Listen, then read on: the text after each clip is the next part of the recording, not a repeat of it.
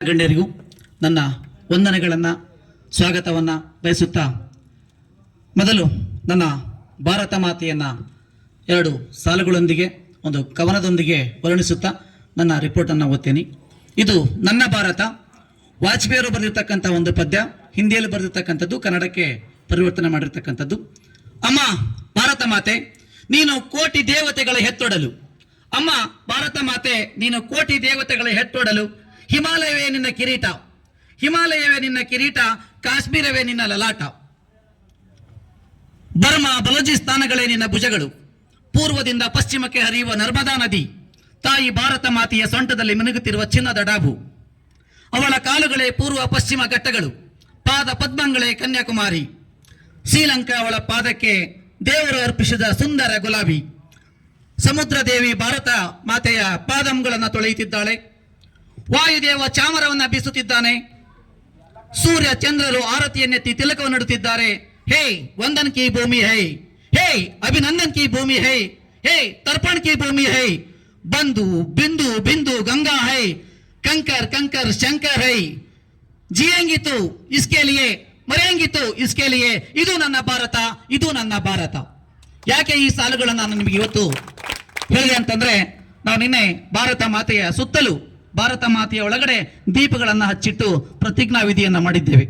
ಹಾಗಾಗಿ ನಾವು ಯಾವತ್ತು ಈ ಭಾರತ ಮಾತೆಯ ಪುತ್ರರು. ಹಾಗಾಗಿ ಭಾರತ ಮಾತೆಗೆ ಯಾವಾಗಲೂ ಸದಾ ಸಿದ್ಧರಾಗಿ, ಆ ಸೇವೆಗೆ ಸದಾ ಸಿದ್ಧರಾಗಿರ್ಬೇಕು ಅಂತಕ್ಕಂಥದ್ದು ವಾಜಪೇಯಿಯವರ ಕನಸಾಗಿತ್ತು. ಹಾಗಾಗಿ ಈ ಒಂದು ಕವನದೊಂದಿಗೆ ನನ್ನ ಮಾತುಗಳನ್ನು ಪ್ರಾರಂಭಿಸ್ತಾ ಇದ್ದೇನೆ. ಕರ್ನಾಟಕ ಸರ್ಕಾರ, ಶಾಲಾ ಶಿಕ್ಷಣ ಇಲಾಖೆ, ಪದವಿ ಪೂರ್ವ, ಬೆಂಗಳೂರು ಉತ್ತರ ಜಿಲ್ಲೆ, ಸುದೇವ್ ಶಿಕ್ಷಣ ಸಂಸ್ಥೆ, ರಾಯಲ್ ಸ್ವತಂತ್ರ ಪದವಿ ಪೂರ್ವ ಕಾಲೇಜು, ಮತ್ತಿಕೆರೆ, ಬೆಂಗಳೂರು.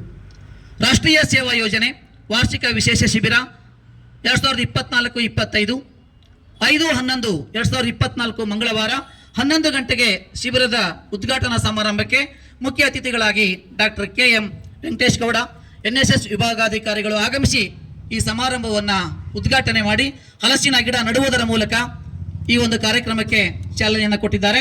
ಈ ಕಾರ್ಯಕ್ರಮದ ಅಧ್ಯಕ್ಷತೆಯನ್ನ ನಮ್ಮ ಕಾಲೇಜಿನ ಶಿಕ್ಷಣ ಸಂಸ್ಥೆಯ ಅಧ್ಯಕ್ಷರಾಗಿರ್ತಕ್ಕಂಥ ಡಾಕ್ಟರ್ ದೇವರಾಜ್ BK ಅವರು ವಹಿಸಿದ್ರು. ಹಾಗೆ ನಮ್ಮ ಕಾಲೇಜಿನ ಪ್ರಾಂಶುಪಾಲರಾಗಿರ್ತಕ್ಕಂಥ ಲಕ್ಷ್ಮೀ ಹೆಗಡೆ ಸೋಂದಾಸ್ ಅವರು ಉಪಸ್ಥಿತರಿದ್ದರು. ಹಾಗೆ ಶ್ರೀ ಸಂಜೀವಯ್ಯ ಮಧುಕೂರು, ಶಿವಕೋಟೆ ಗ್ರಾಮ ಪಂಚಾಯತಿ ಅಧ್ಯಕ್ಷರು, ಅವರು ಸಹ ಉಪಸ್ಥಿತರಿದ್ದರು. ಹಾಗೂ ಶ್ರೀಮತಿ ಶ್ವೇತಾ ಮೇಡಮ್, STMC ಅಧ್ಯಕ್ಷರು, ಶ್ರೀಮತಿ ನರಸಮ್ಮ ಮುಖ್ಯೋಪಾಧ್ಯಾಯನಿಯರು, ಶ್ರೀಮತಿ ಪಾರ್ವತಿ PDO ಅವರು, ಹಾಗೂ ಗ್ರಾಮದ ಅನೇಕ ಮುಖಂಡರು, ಅನೇಕ ಗ್ರಾಮಸ್ಥರು ಈ ಒಂದು ಕಾರ್ಯಕ್ರಮದಲ್ಲಿ ಉಪಸ್ಥಿತರಿದ್ದು ಈ ಕಾರ್ಯಕ್ರಮವನ್ನು ಯಶಸ್ವಿಯಾಗಿ ನಡೆಸಿಕೊಟ್ರು.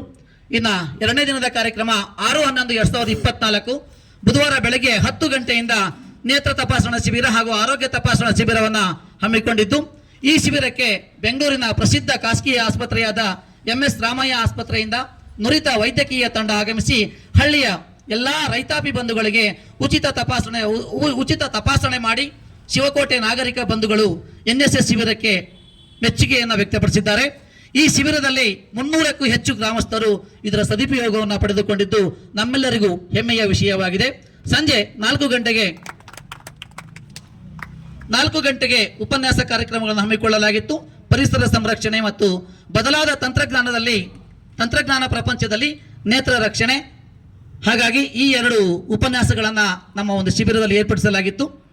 ಇನ್ನು ನೆಕ್ಸ್ಟ್ 7ನೇ ತಾರೀಕು 7/11/2024 ಬೆಳಗ್ಗೆ 10 ಗಂಟೆಯಿಂದ ಶಿವಕೋಟೆ ದೇವಾಲಯಕ್ಕೆ ಹೋಗಿ NSS ಶಿಬಿರಾರ್ಥಿಗಳು ಶಿವ ದೇವಾಲಯದಲ್ಲಿ ಶ್ರಮದಾನ ಮಾಡಿದ್ದು, ಶ್ರಮದಾನದ ಒಂದು ಮೆಚ್ಚುಗೆಗೆ ನಮ್ಮ NSS ಶಿಬಿರಾರ್ಥಿಗಳು ಮೆಚ್ಚುಗೆಗೆ ಪಾತ್ರರಾಗಿದ್ದಾರೆ. ಶ್ರಮದಾನ ಗ್ರಾಮಸ್ಥರ ಮೆಚ್ಚುಗೆಗೆ ಪಾತ್ರವಾಗಿದೆ. ಅದೇ ದಿನ ಸಂಜೆ 4 ಗಂಟೆಗೆ ಉಪನ್ಯಾಸ ಕಾರ್ಯಕ್ರಮಗಳನ್ನು ಹಮ್ಮಿಕೊಳ್ಳಲಾಗಿತ್ತು. ಉಪನ್ಯಾಸದ ವಿಷಯಗಳು ಸ್ವಚ್ಛ ಭಾರತ ಅಭಿಯಾನದಲ್ಲಿ ವಿದ್ಯಾರ್ಥಿಗಳ ಪಾತ್ರ ಹಾಗೂ ಶ್ರೀ ಡಾಕ್ಟರ್ ಬೈರಾರೆಡ್ಡಿ ಹಿತಕಾರಿ ನರ್ಸರಿ ಇವರು ನಮ್ಮ ವಿದ್ಯಾರ್ಥಿಗಳಿಗೆ ಕೃಷಿಯ ಮಹತ್ವವನ್ನು ಕುರಿತು ತಿಳಿಸಿಕೊಟ್ರು. ಆ ದಿನ ಅದರ ಒಂದು ಉಪಯೋಗವನ್ನು ನಮ್ಮ ಎಲ್ಲ ವಿದ್ಯಾರ್ಥಿಗಳು ಪಡ್ಕೊಂಡಿದ್ದಾರೆ.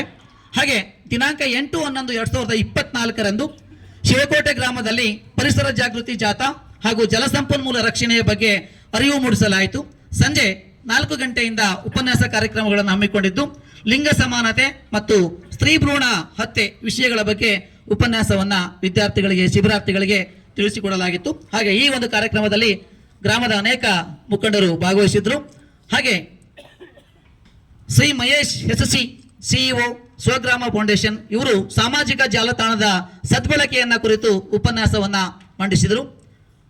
ಹೀಗೆ ನಮ್ಮ ರಾಷ್ಟ್ರೀಯ ಸೇವಾ ಯೋಜನೆ ವಾರ್ಷಿಕ ಶಿಬಿರದ ಈ ಮೇಲಿನ ಎಲ್ಲಾ ಕಾರ್ಯಗಳನ್ನ ಯಶಸ್ವಿಯಾಗಿ ಮುಗಿಸಿ ಈ ದಿನ ಸಮಾರೋಪ ಸಮಾರಂಭವನ್ನು ಪ್ರಾರಂಭಿಸುತ್ತಿದ್ದೇವೆ.